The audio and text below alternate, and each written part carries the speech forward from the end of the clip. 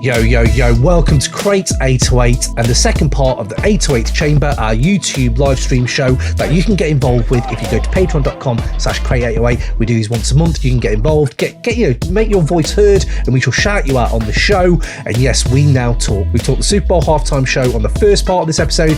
This time we're doing J Dilla month. It was special. Dan Charnas's book Dilla Time is out. We have read that. It is epic.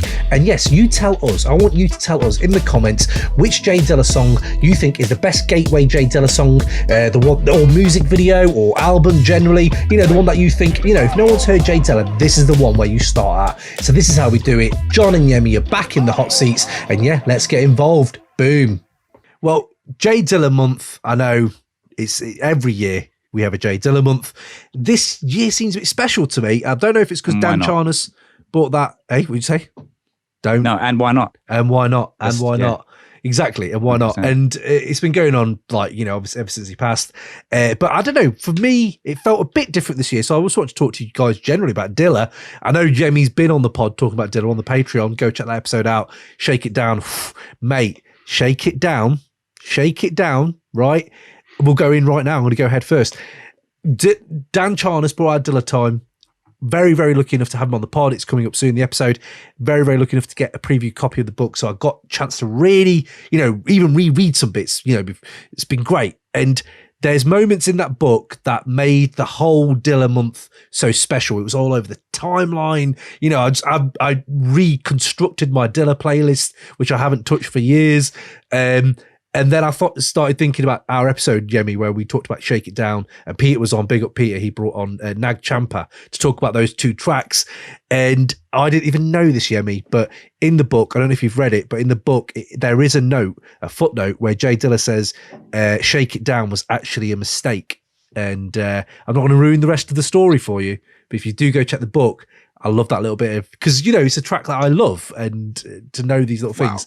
Yo, quick reminder, if you're enjoying the show, hit the like button, hit the subscribe button so you'll be kept up to date with all that we're doing. And also, man, get involved in the YouTube comments. Man, we love hearing from you fellow hip-hop heads. We love nerding out. So bring those takes and just bring that flavour, man, and we might even shout you out on the show. So yes, appreciate all the support. Now, back to the episode. Yeah, it was a mistake, bro. So I'm not going to go there, but just check Dilla Time because it's all in there. But lads, I just want to talk. Boom, get the orders in. Dan, you owe me more money because I'm getting people to buy your book. But but generally, I don't know. Start with you, John. I don't know, Dilla.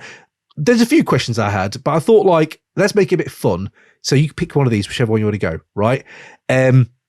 First question I want people to just think about would be, what is Dilla's apex? What is his moment where he really peaks? Why should people still listen to J Dilla? And then I thought, best gateway song, album, or video for people to get into J Dilla. And the last one was, if you could have any month, a whole month, celebrating another hip hop artist, who would it be and why? You can answer those in any way you want. And I'm going to go with John first. What any of those you want to touch on, mate?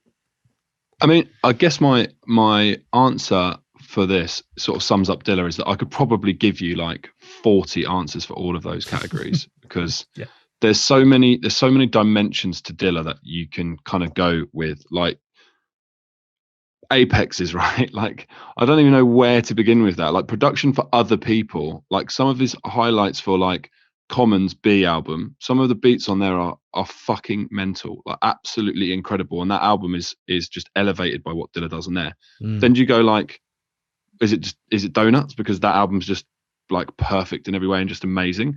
I don't know, and if I came back tomorrow I could pick another album or another project. So that to me is the thing that I think about Dilla the most, is that his catalog is just so varied across his own journey of his sound and what he was developing, that it's really hard to pin it down, and you could pick a number of different things. So I'm gonna take it a different direction. I'd like to come back around on maybe try and give you an actual answer on some of those stuff. No. Someone else I'd like to see get a day dedicated to them is something that we don't do enough of in life, but especially not in hip hop, is give people their flowers while they're still here to receive them. I think DJ Premier needs to have a full month dedicated to him, because you could just basically play one. You could actually probably pick like one album he's like produced tracks for and play one every single day, and you would be nowhere near touching his catalog. So I would like to see him have a day dedicated to Premiere, and then it would keep Ray happy because it would just be a boom bap month. So that would be perfect, right? Yeah, 100%. Yeah, Keep me happy too. yeah. I would be. I think with Primo. This is my personal take on it, and maybe I'm completely off the reservation with it a little bit, but I feel like people have a solidified idea of what Primo is. So when they say boom bap, they just think he's boom bap.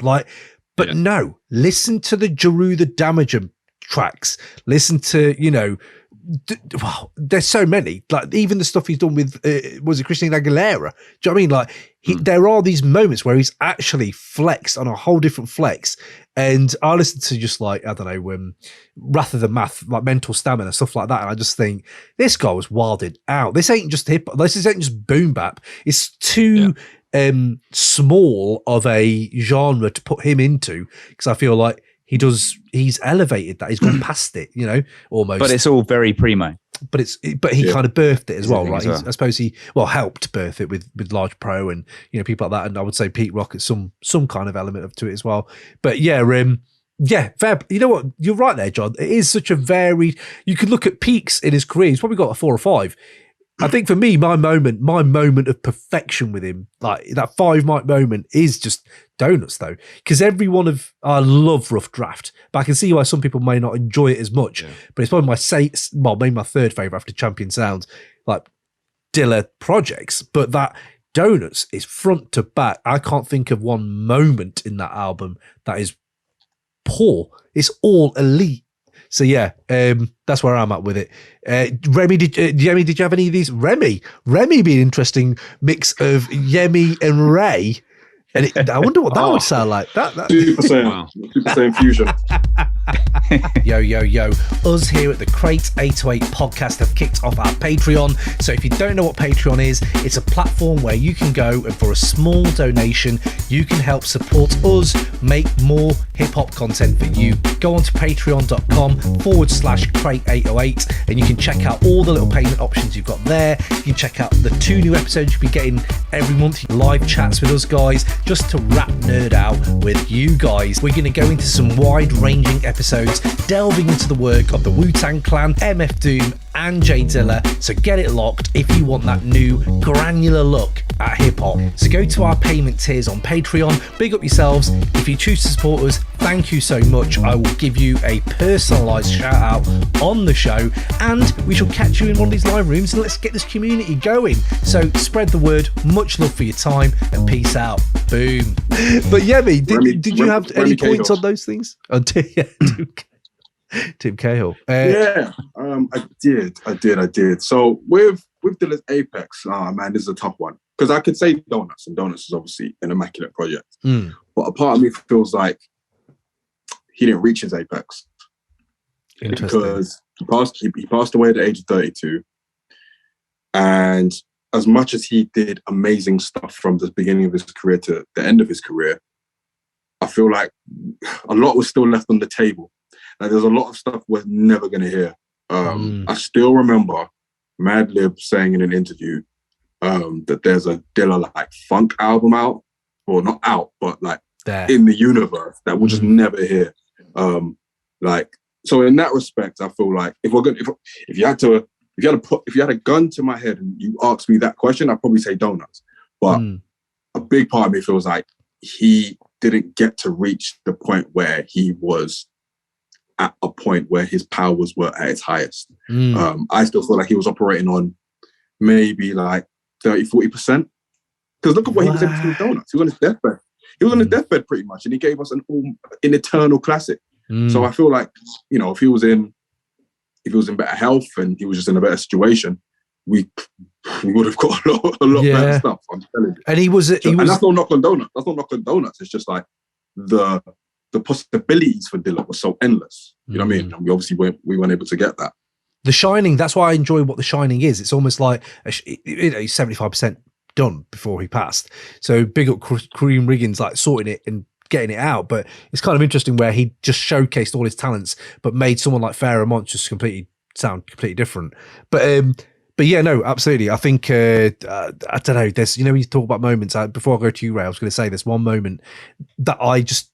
And you're in the mini disc players, and I used to have my J Dilla mini disc, and the first combining 1-2 was the Dollar and Make 'Em Envy off of Rough Draft as a 1-2 back to back. That's one of the 2 best 1-2 hits in hip hop generally from anyone's catalog. I think they're like on back to back on the EP as well. Maybe it might be an interlude in the middle somewhere, but yeah, like that.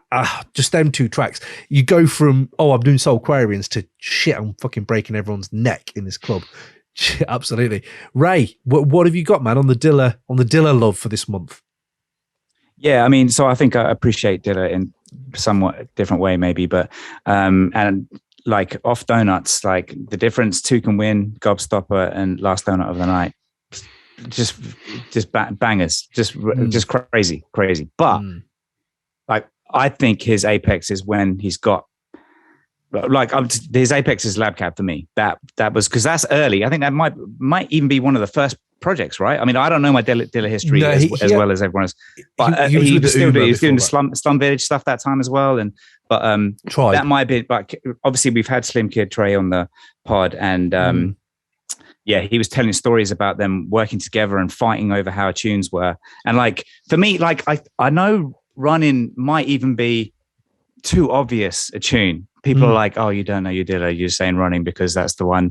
It's an obvious tune, but it's such a beautiful track. It's such a beautiful track, and it's one we keep talking about fucking lists on Create Airway. Your top 5s are the 100 tunes you played to an alien. If it blah blah blah, but Running is like in the top 10 of those. I just feel because it's the synergy of them working together. It's not just Dilla, but it's what. Like he makes Farside better and Farside make him better in that track. They just, I think it's beautiful. And then, to go into the other subjects that you were saying while we're on the subject of Lab Cab, Drop is the video. And there we go. Yeah, that project that's my gateway. Yeah. If you want a gateway for Dilla, I would do Drop. And I love Running, I do, but I think Drop has timeless, endless joyous energy and like character. Like no matter, I love Running, I do, and it has all that as well, but I think that entire song of Drop, just the production on it, and that was my choice as well for best gateway because it's just sublime, it's unbelievable. I think personally like Dilla's 90s era is like my favorite era of Dilla's, like Farside, what he was doing with the Uma and Tribe and stuff like that. That would be my gateway, that whole era basically.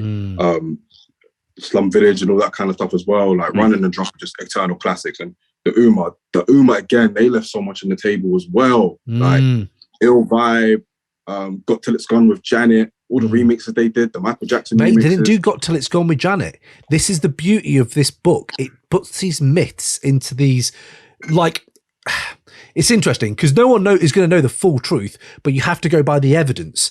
But the beauty of the whole Dilla month this year has been that I've actually thought about the man a bit more as well as the music.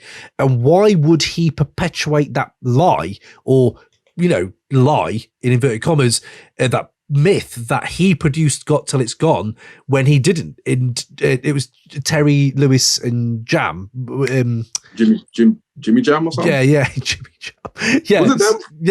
Yeah, it was. And they heard the Brand New Heavies sometimes mix in the car and pretty much just kind of took the essence of that and made, so in a way it is still a Dilla beat, but Dilla, when people would ask Dilla, did you make it? And Q-Tip's on the track with the Uma, and he's feeling not great about it. He wasn't always easy to get on with, and I think that's a thing to realize about his artists, that they do have like different personalities. Not that he did shit in his life that he probably wasn't very proud of, but he also had his sound completely like Music Soul Child. You know what I mean? Like people like taking his music and not really crediting him. And he's under the Uma, so he's not his real name. He's not even saying J Dilla or JD, he just says the Uma. So, it could be Tip or Lady Shaheed. But yeah, man, no, absolutely. I feel that. That's interesting, because I've always assumed it was like Uma production. And to be fair, with the Uma, you never really know who's doing what anyway. Yeah. But the fact it sounds like them, Yemi, is the fact. And the fact that Dilla was feeling that hard done by, that he was like, well, yeah, it is my track. Because it fucking sounds like me, doesn't it? It took it from me. But yeah, I was going to say, the month celebrated one artist. I did have a few I wanted to go. I think DJ Quik needs a month, personally. I don't know if it's just me, but his catalogue is deep. He's done great stuff in the 2010s that people don't really talk about. And obviously in the 90s, he fucking pretty much made All Eyes on Me in a way with the mastering of it. And so, yeah, I don't know. I kind of, I think Quik needs one. And I would also say, RZA gets a lot of love. RZA already gets a lot of love, doesn't he, I suppose? But yeah, I don't know. Roc Marciano, that's another one I'm loving at the moment. He could do a month. I could do a month of Roc. I mean, for me, it's going to be Dilla's player partner, Madlib. Madlib yes. Madlib is my favorite producer of all time. Criminally underrated, even still. Like, obviously, if you know, you know. Mm-hmm. But I think recently with Freddie Gibbs, Pinata, Bandana, more people are starting to know. Yeah. But this guy's catalogue runs so deep. Like, when you're talking about the medicine shows, when you talk about the Beat Conductor series, when you talk about Quasimoto, Mad Villainy, all the Stones from Loot Pack, bro. Loot Pack. Like, it's also even like Sound Ancestors, bro. It's just champion sound. Just that is a moment, people. We had Dilla and Madlib on a project together, making shit out of the Red and Official and shit like that, and McNasty Filth, all that shit, man. Oh, unbelievable. I was actually going to say that month of the Red, of the original version of the Red, and I'll be a happy man. Yeah, exactly. Just celebrating that tune. Yeah, definitely. We'll move on to Kanye, but I was going to say one more thing though about that. The Madlib Dilla suite for Dill Withers, volume 5 and 6, I think it is. That's I got 5, I need 6, but that's the some of the most beautiful Madlib stuff that no one talks about. So volume 5 and 6, go there. Before we let's go to comments. Let's see what they're saying. Here we go. Jack Patillo. No, we've done that one. Steve Piper. I'm still rinsing the Fat Ray album I slept on from last year. I haven't listened to Snoop. That's fair play. That Fat Ray album is sick. It's pretty sick, to be fair. Yeah, absolutely. Free Music Empire, Snoop, and that Super Bowl outfit are the new Gangstar. yeah. I'll take that. Jack. Oh, mate, big. Oh, I'm here with you actually. Won't Do is my favorite Dilla track. I love Won't Do. Huge. Fantastic. Yeah, one of the first ones I fell in love with. And I always recommend it to people who haven't heard his sound. Good shout. It is a good entry point. It just encapsulates everything that makes him great. The sample flick, the singing, he's singing on that, the rapping. And Steve Piper stakes as high as one of my favourite Dilla produced tracks, and rightly so. Fuck me, look what he did for Dilla, man. Unbelievable.